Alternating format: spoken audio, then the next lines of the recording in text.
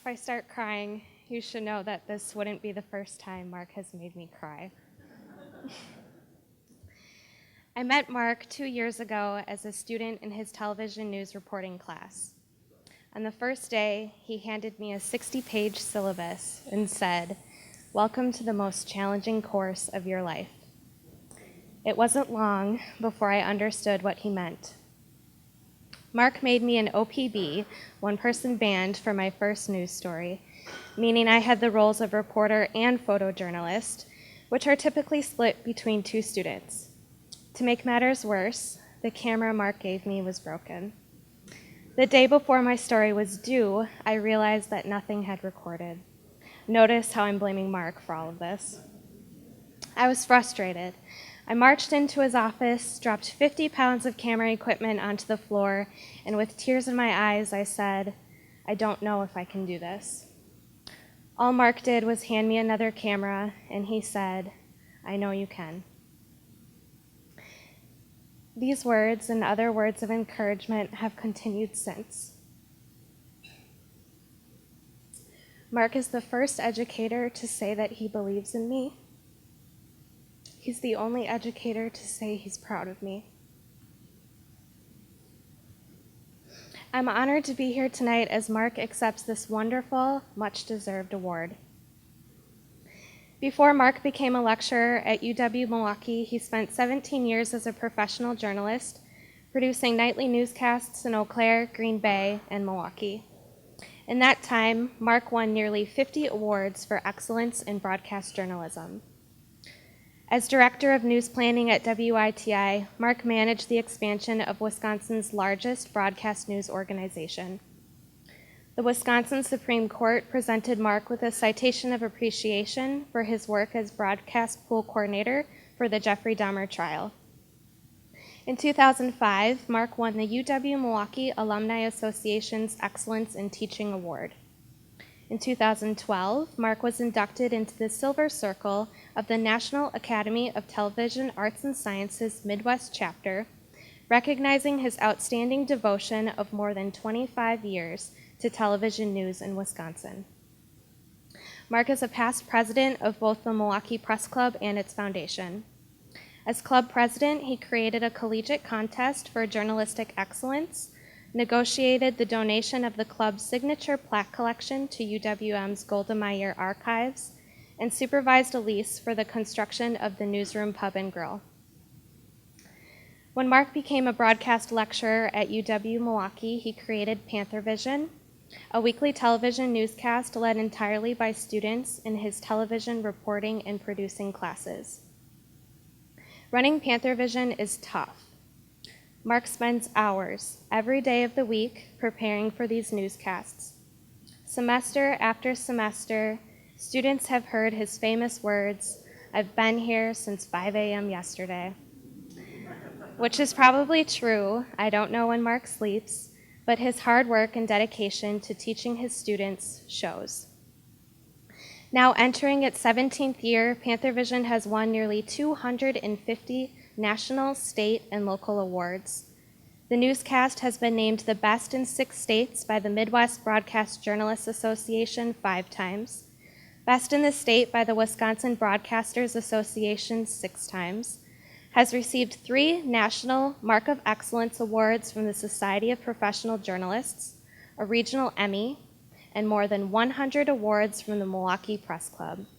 But wait, there's more. In 2014, Mark and his students became the first collegiate newscast to win a professional Edward R. Murrow Award ever.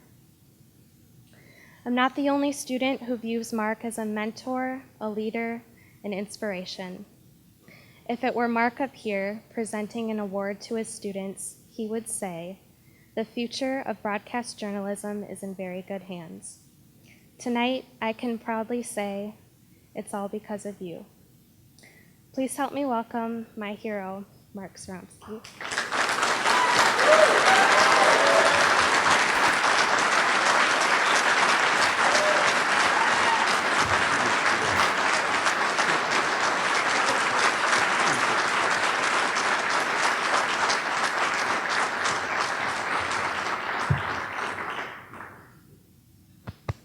Wow, Danielle, I guess turnabout is fair play, right? Thank you so much. To my fellow inductees, Mary Fran, Marty, Gerald, Patricia, to be mentioned in the same sentence as you takes my breath away. And to the families of Jim and Scott and Jackie, you should be so proud. They were extraordinary. Your loss is journalism's loss as well.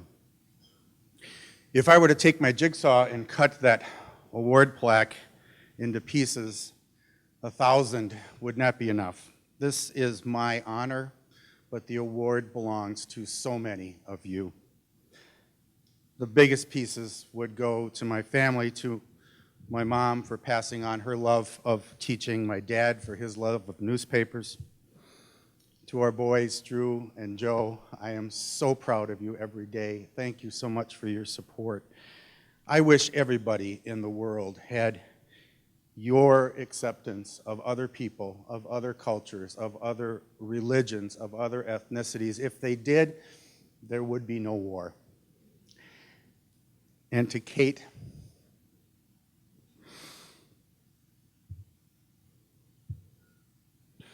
you inspire me to be a better person every day. You had the biggest heart of anybody I've ever known. And we love you and miss you dearly.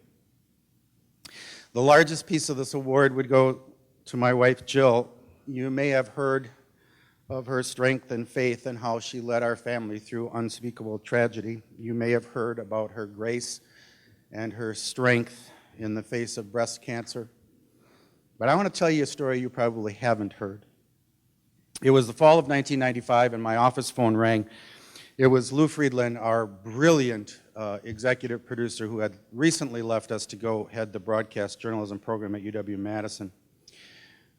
Mark, he said, in that slow, deliberate man with two brains voice, I need somebody to teach my television news reporting class. I'd love to, I said. When would I have to be there? Well, all day Mondays and Fridays. I said, Lou, how can I possibly do that? I'd have to quit my job here. Then quit. Yeah, right, Lou. How much does it pay? $5,000 a year. That night, Jill and I went out to eat, and when I told her that I'd like to think about quitting a $5,000 a month job for a $5,000 a year job, her response was something along the lines of, I'm not living in a damn house trailer. But by the end of the night, she looked at me and she said, Mark, this is your dream. Go chase it. We'll survive somehow. Now, PantherVision alums, current students, broadcast club alums, and parents of PantherVision alums, would you stand up for a second? Now, take a look around you. This is just a tiny, tiny fraction of the lives that we have touched.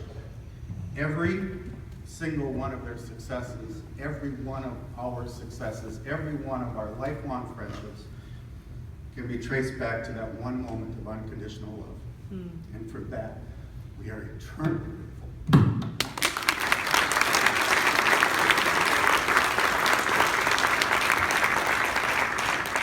Dozens of pieces of this award would go to my colleagues at WITI, from Andy Potus to Joe Geisler, to Roseanne and Bill and Boyd and Murph and Vince and Ted and Joyce and Lou and Steve, to our beloved Lil Kleiman, and to the entire family of extraordinary journalists. Thank you. This is your award, too. Pieces go to my broadcast journalism colleagues at UWM, Jane Hamden, and before that, Marianne Lazarski, and to LNS Assistant Dean Pat Kissinger, who is our biggest PantherVision fan. Thank you. To the good folks at MATC and Milwaukee Public Television, Dave Ball, Kevin Pauls, and Glenn Riley, who 17 years ago said yes to an idea called UWM PantherVision. This is your award, too. When I started at UWM, I already knew the challenge that I faced, a lethargic broadcast journalism program that so poorly prepared its students that at WITI we had put out a newsroom members memo saying we are no longer accepting interns from UWM. They had no student newscast. Couldn't be done, I was told. Can't be done. Not enough equipment, no studio. Commuter students who do not have the passion nor the will to put in the time to do a newscast. Yeah, right. In the fall of 1998, UWM PantherVision went on the air. And as Danielle said, since then we have won nearly 250 awards for journalistic excellence.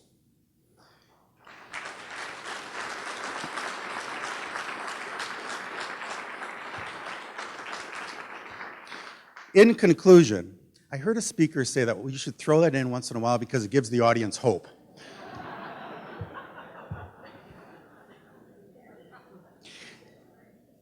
Danielle did a beautiful job summarizing the award, so I don't have to do that. But let me talk about this Murrow thing. We all know what a Pulitzer is, and we are amazed at what an accomplishment was for Marty to lead the Journal Sentinel to 3 Pulitzer Prizes. But unless you're in broadcast journalism, you may not know what an Edward Murrow Award is and what a big deal this is. Fortunately, there's always a Packers analogy.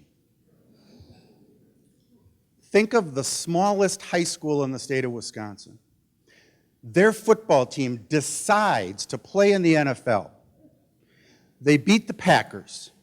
They win the Super Bowl. It's like that.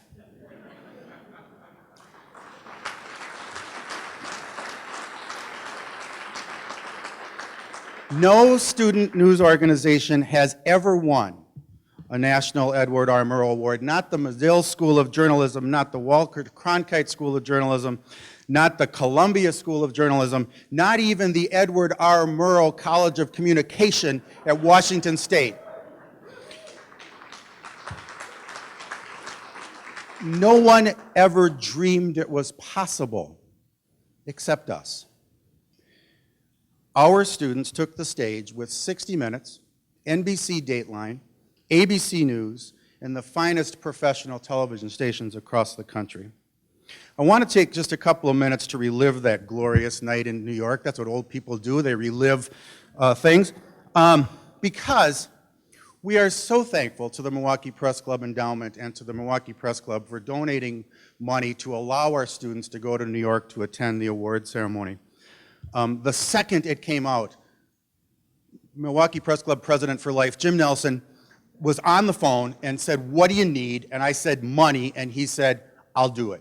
I'll talk to my board." And we are so thankful. So I wanted to share just a little bit of that with you because as a thank you, because you should see what you did. There were 98 awards given out that night. Only 3 acceptance speeches were allowed. Bob Schieffer of CBS News, the president of ABC News, and Mark Zoromski of UWM.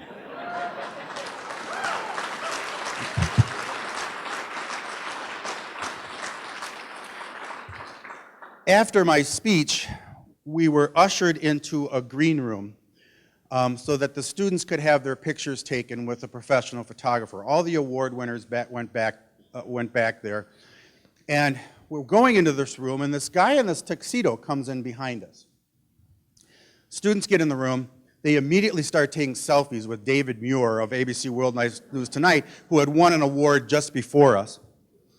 And there's all this buzz, and we're waiting for our professional photographer to take the picture. And then this guy in the tuxedo says, "Can I have your attention for a second?"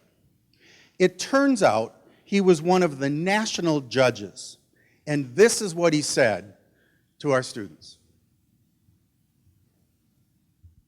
25-year news director. And I want to tell you, your work was awesome. And you all should be so proud to do what you did. It was quality journalism. And the fact that you did it at your own institution, fighting your own institution in effect, was amazing. And I had to come back here and congratulate you. Unbelievable stuff. So be great future journalists. Congratulations. Congratulations, all. It's just wonderful. This is my cabinet executive director. We are all so proud of you. Dan Shelley. Long time in Nice to meet you guys. I'm so proud to have won this award. Congratulations. I see you crying. So were several of us. Nice to meet you. We're very proud you're in our profession.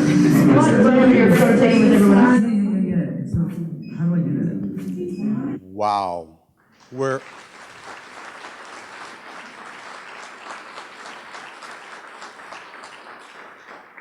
We're very proud you're in our profession. That's the pride I get to feel every single day.